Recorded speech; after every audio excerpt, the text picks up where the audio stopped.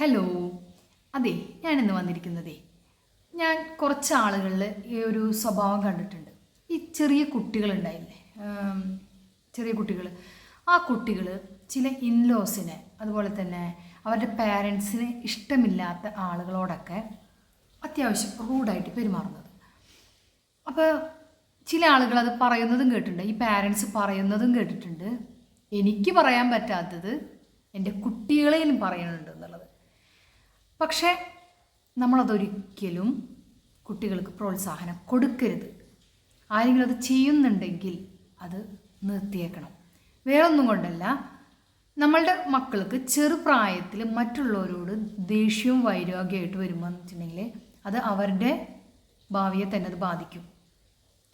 ഇപ്പം ഞാൻ കണ്ടിട്ടുണ്ട് അങ്ങനത്തെ ആ കുട്ടികൾ വളർന്നു വന്നിട്ട് ആ മാതാപിതാക്കൾക്കും തന്നെയല്ല, കുടുംബത്തിനും സമൂഹത്തിനും ഒരാൾക്കും ഉപകാരപ്പെടാത്ത രീതിയിലുള്ള കുട്ടികളായിട്ട് വളർന്നേക്കണത്. വളരെ നല്ല വിദ്യാഭ്യാസം കൊടുത്തിട്ടും, അതായത് നമ്മൾ നല്ലൊരു അന്തരീക്ഷത്തിൽ വളർത്താമെന്ന് പറയില്ലേ, അങ്ങനെയൊക്കെ വളർത്തിയിട്ട് പോലും അവർ എവിടെ എത്താത്ത രീതിയിലുള്ള കുട്ടികളായി മാറിയിരിക്കുന്ന ആളുകളെ ഞാൻ കണ്ടിട്ടുണ്ട്. അതിൻ്റെ പേരിൽ പറയണ അങ്ങനെ ആരെങ്കിലും ഉണ്ടെങ്കിൽ, നമുക്ക് ദേഷ്യം ഉണ്ടെങ്കിൽ പോലും നമ്മളുടെ മക്കളുടെ അടുത്ത് അത് പറയാൻ ഇടവരുത്തരുത്. ഇൻലോസൊക്കെ, അതായത് അവരുടെ അച്ഛമ്മയായിരിക്കാം, മുത്തശ്ശിയായിരിക്കാം, വല്യമ്മയായിരിക്കാം, വല്യപ്പായിരിക്കാം, ആരും ആയിരിക്കാം, നമ്മളോട് ചിലപ്പോൾ ഒരുപാട് വിഷമിപ്പിക്കുന്ന രീതിയിൽ പല കാര്യങ്ങൾ പറയും. നമ്മളതൊക്കെ ഒരു മര്യാദയുടെ പുറത്തോ അതല്ലെങ്കിൽ ഒരു പ്രശ്നങ്ങൾ വേണ്ടാന്ന് വെച്ചിട്ട് മറുപടി പറയാതിരിക്കുകയായിരിക്കും. പക്ഷെ കുട്ടികൾ നല്ല രീതിയിൽ ഫൈറ്റ് ചെയ്ത് നിൽക്കണുണ്ടാവും. അതിനെ നമ്മൾ ഉള്ളുകൊണ്ട് ഏറെ സന്തോഷിക്കണുണ്ടാവും. എന്തായാലും നല്ലത് കിട്ടുന്നുണ്ടെന്നുള്ളത്. അത് ഡോണ്ട് എവർ ഡു ദാറ്റ്. വേറെ ഒന്നുമല്ല, അത് ആ കുട്ടികൾക്ക് തന്നെ ഭാവിയിൽ ദോഷം ചെയ്യും. കുട്ടികൾക്ക് മാത്രമല്ല, നമുക്കത് തിരിച്ചടിയായിരിക്കും. അത് മനസ്സിലാവില്ല, ഇതുകൊണ്ടൊക്കെ അത് മനസ്സിലാവില്ല. അവരെങ്ങനെയുള്ളവരായിക്കോട്ടെ, ഗ്രാൻഡ് പാരൻസ് എങ്ങനെയുള്ളവരായിരിക്കോട്ടെ, അവർക്ക് ഒരുപാട് കുറ്റവും കുറവൊക്കെ ഉണ്ടായിരിക്കാം. പക്ഷെ നമ്മളുടെ കുട്ടികൾ ഒരിക്കലും അവരുടെ നേരെ വിരൽ ചൂണ്ടിയോ മിണ്ടാതിരിക്കാൻ പറഞ്ഞിട്ടോ അവരെ നിന്ദിക്കുന്ന രീതിയിലോ ഒരു സംസാരം വന്നു കഴിഞ്ഞാൽ അവിടെ കുട്ടികളെ അടിക്കേണ്ടോടത്ത് അടിക്കുക തന്നെ വേണം. ഇനി മേലിത് ആവർത്തിക്കരുത്. പക്ഷെ അത് അവരുടെ മനസ്സിലുണ്ടാവും. എൻ്റെ മാതാപിതാക്കൾ എന്നെ അങ്ങനെയാണ് പഠിപ്പിച്ചിരിക്കുന്നത്, മുതിർന്നവരോട് നിന്ദിക്കരുതെന്ന് പറഞ്ഞിട്ടാണ്. അവരുടെ ഭാഗത്ത് ഒരുപാട് തെറ്റുകൾ ഉണ്ടായിരിക്കാം, പക്ഷെ ഒരിക്കലും അവരെ പ്രോത്സാഹിപ്പിക്കരുത്. കൊച്ചു മക്കൾ ഗ്രാൻഡ് പാരൻസിൻ്റെ അടുത്ത് ചൂടാവുന്നത്. ഞാൻ ഈ സംസാരം ഞാൻ കേട്ടിട്ടുണ്ട്. നല്ലത് കൊടുക്കും ആ കുട്ടി, അതായത് പേര് പറഞ്ഞിട്ട് കേട്ടാ, എന്നെപ്പോലെ ഒന്നല്ല, നല്ല അസൽ മറുപടിയാണ് കൊടുക്കണത്. ആ കുട്ടി ഇപ്പോൾ എവിടെയാണെന്നറിയോ? ഞാൻ പറയണില്ല. ആ കുട്ടി എവിടെ എത്തിയിട്ടില്ല, മനസ്സിലായി? അപ്പോൾ ഈ ഗുരുത്വം എന്നൊക്കെ പറയുന്ന ഒരു സംഭവമുണ്ട്.